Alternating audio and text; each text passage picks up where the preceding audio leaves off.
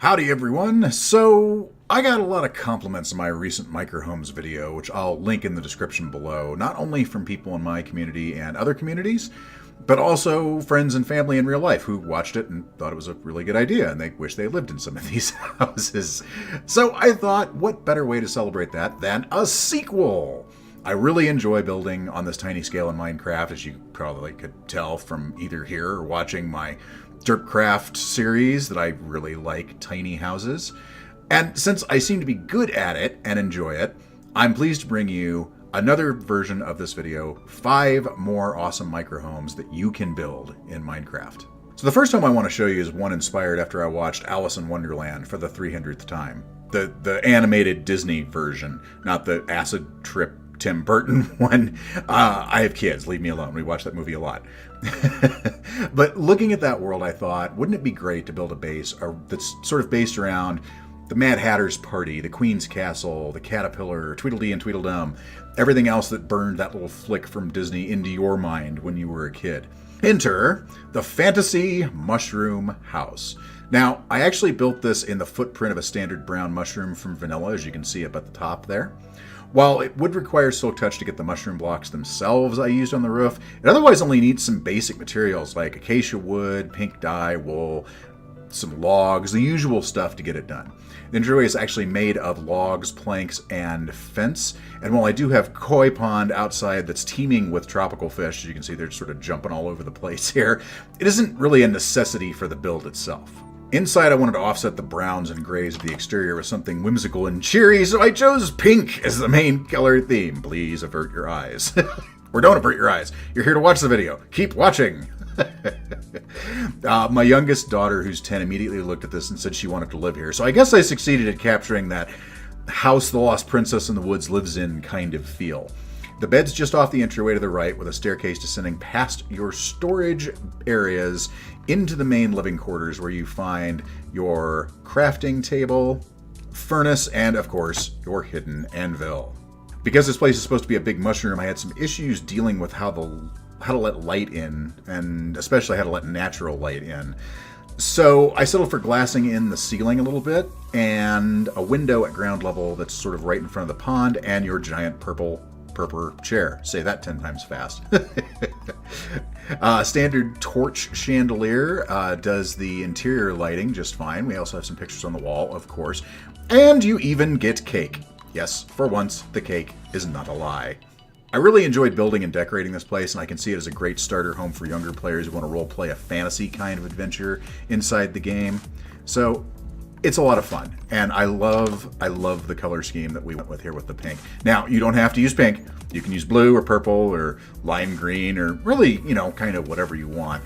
But I thought pink sort of went well to offset all of the more, not necessarily drab, but more earthy tones you use in this. So, great little build. I had a lot of fun doing it.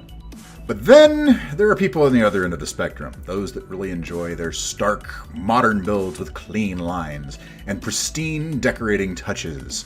For you folks, wherever you may be, I give you this super modern mini Powerhouse. This build is for those budding entrepreneurs who don't have the resources for a palatial estate right off the bat, but who, within hours of logging into a new world, it seems like for the first time, have already got full diamond armor, been to the nether, conquered a fortress, killed the ender dragon, and at least visited an end city once or twice. All of you know who you are. The build's base is white concrete with black glass panes, accented with stone and quartz slabs with a smattering of some iron contraptions.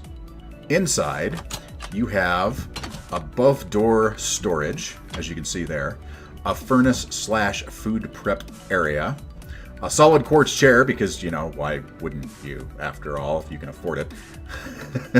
And a crafting table that doubles as your dinner table as well. In my version of this house on the MC Harmony server, I also have put maps of my base next to the table so I can plan for the expansion of my financial empire while eating my delicious premier baked chicken and pumpkin pie. I chose a light gray bed to completely finish the appearance of a power player, and, of course, end rods and sea lanterns make up the interior and exterior lighting. Despite what I said about this build seeming kind of, I think pretentious is the word that I use, I actually really like it. I love how wide open it feels on the inside, even though it is only 2 blocks wide in most places. I especially like how wide open this feels with the stained glass here, that you can see everything out of the windows of your house. Finally, because manual trapdoors are too much work for someone as successful as you have a handy iron plate that will activate your iron trapdoor and access your hidden anvil. So you can make name tags and name everything and sue people who use the thing you named without properly compensating you because they are infringing on your trademark. Lucasfilm, I'm looking at you. But let's say you're a sailor at heart. You don't mind living on land, but living on the open sea is just so much better. Having spent a lot of my youth in a boat on a lake fishing, I can't really say I blame you for thinking that. But seriously, who has the money, resources, or time to build a giant yacht these days? Or better yet, a battleship? Well, you don't need a floating sea fortress to enjoy the lapping of the waves and the spray of the salty ocean with this weekend getaway houseboat. Of all the micro builds I have done, I have to say this one was the most difficult to make look anywhere even close to right. So let the buyer, or builder in this particular case, beware. The pontoon floats are simply light gray concrete, and we use a combination of spruce and oak for the main body of the ship in the form of slabs, full blocks, logs, and a metric ton of trapdoors. You'll see in a minute. Once again, we use my favorite glass panes. The black stained glass is the boat's windows. And if you go inside, in the bridge area, you see you have a button for your throttle and a compass, which is something that every sailor needs, and a lovely view of, well, in this case, sheep and pigs, but use your imagination. You would normally see the spray of the ocean in front of you. The living quarters are very, very, very small. I don't know if I can properly convey how small a 3x3x2 area really is via video, but we had to basically hide everything in here out of necessity rather than aesthetics. Your storage is actually a waterlogged chest under the floor, which I thought was fun since it's basically a fish aerator like you'd use to keep your catch fresh on the way back to the dock. The crafting table is actually in the wall behind a few strategically placed paintings. And finally, and this is my favorite, the bottom middle trapdoor hides the furnace, which also doubles as your outboard motor from an outside view. I'm going to build this at some point somewhere because once I got done with it and had puzzled out where everything needed to go, I thought it was really cool and fun, as well as a great alternative to more of the normal builds that I have done. Sadly, because of the size constraints in here, there is no room for an anvil. I barely had room for everything that you saw here as far as crafting supplies go. But if you wanted to knock out a wall or something and put an anvil in with a hidden trapdoor, I suppose you could probably find, well, maybe you couldn't find room. I really don't know where you'd put it. But it's a lot of fun to build once I had everything figured out. And yeah, this definitely is going to need to go somewhere sometime soon. Now, this next one's going to look a little familiar to those of you who, like me, follow Hermitcraft's builder extraordinaire Grian on YouTube. I actually built this by myself before even seeing Grian's video on something very similar, so all credit where it is due to him, as I did go back and take some inspiration from his build on this one. Well, let's not lie, I took a lot of inspiration from his build on this one, but I still consider it my own creation. And that is the 80s style micro ranch. Now, a little explanation here. If you grew up in the 80s, especially in the American Southwest and the West Coast, you saw these weird, slanty-roofed homes popping up everywhere. They were like weeds. One day you'd pass a block with nothing on it. The next day, bang, 12 ranches would have just appeared. Now, our miniaturized version of this build keeps a lot of the same overall look and feel, but compacts everything into a 3x5 area on the inside. In the home, you have your normal hidden storage, furnace, anvil, and crafting bench.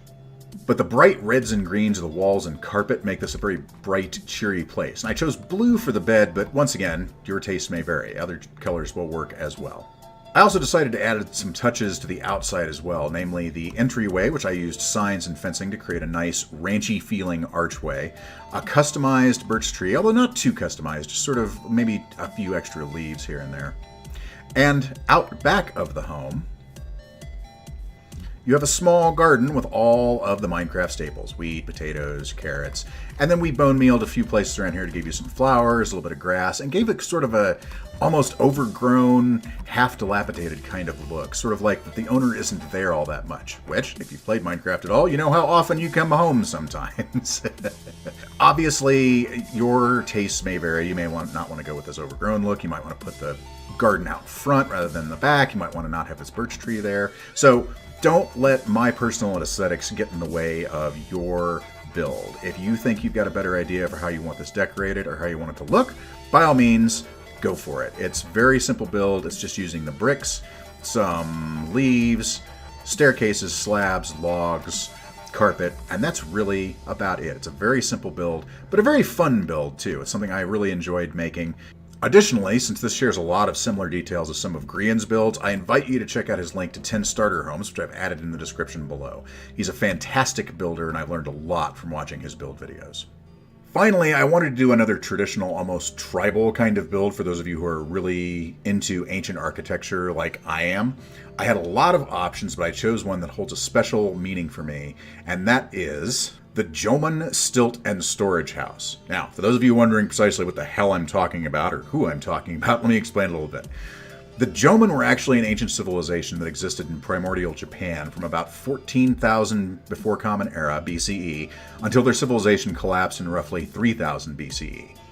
That's right, when my ancestors, and likely most of yours, were grubbing in the dirt, eating bushes, and running away from saber-toothed tigers, these people had advanced architecture, as you can sort of see here, religion, funerary practices, beautiful pottery, woodworking, a working government based on local and regional leadership models, and very likely basic horticulture 5,000 years before it was supposed to have even been invented. This build is based on actual archaeological digs made in Japan that uncovered these types of buildings made by these amazing people more than 10,000 years ago. Now, while the original buildings were built from local materials like bamboo, which we don't have yet and will soon, come on, 1.14, reeds and soft woods, the closest we can get to it in Minecraft is kelp and hay blocks. But even then, it looks very, very close to the original. No slabs, no stairs. The house is built on a foundation of stilts with 2-block high ladders and entryway, so there's no fear of mobs getting in to bother you. Now, the door is open, so skeletons can still shoot at you, but they can't actually get up and get in your face, which is nice. Inside, we've used more hay blocks as a floor with an inset yellow bed to mimic the traditional sleeping mats that were used by both the Jomon and the modern Japanese. Our furnace also doubles as a pottery kiln, and we've framed a coal block on the crafting table to mimic the Jomon's propensity to use natural asphalt to lacquer their tools and pottery. The framing inside worked out great, I think, and we use the standard frame torch sconce as lighting.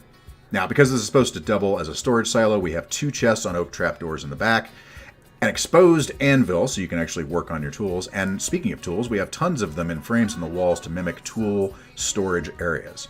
Now, I've used jungle trapdoors as primitive windows rather than glass or just leaving the house open, but feel free to modify to suit your personal tastes. Because most of Japan was basically marshland and jungle when the Jomon ruled the land of the rising sun thousands of years ago, before the catastrophic end of the last ice age and a radical change in climate, and when I say radical, I mean radical, I would suggest a jungle or a swamp environment for this particular build. But much like any of these, it really wouldn't look out of place in a beach or a savanna either. It's a really fun build. I really enjoyed doing it. And it looks really slick, too. I really enjoy the way that this particular build looks. And when we get bamboo in 1.14, any day now, we'll be able to replace the sugarcane out front with bamboo, and it'll look a lot more accurate. So that was 5 more amazing microhomes for your Minecraft world. I do hope you enjoyed this sequel and that they gave you some inspiration for your next world and your next build. I love building tiny little houses in Minecraft. It's like my favorite thing. So if you enjoyed or tried any of these, definitely leave me a comment down below or send me a screenie on any of the innumerable ways you can get in touch with me. Twitter, Discord, Twitch. If you find Dakota Kusamoto, you've most likely found me. I do a lot of Minecraft content at the moment, so please feel free to subscribe to my channel for more videos, and please leave a like on the way out the door if you enjoyed it. I upload about 3 to 5 times a week right now, and contrary to my uploads list, I do play other games as well. Everything from AAA titles to indie games to sandbox and open world sims. I play a lot of different genres, so sooner or later I'll probably hit on something you really enjoy. However, above all else, I hope you had a good time hanging out here with me today, and make sure you go out tonight, play some games, have some fun. I'll see you again in my next video. Have a great night, everyone.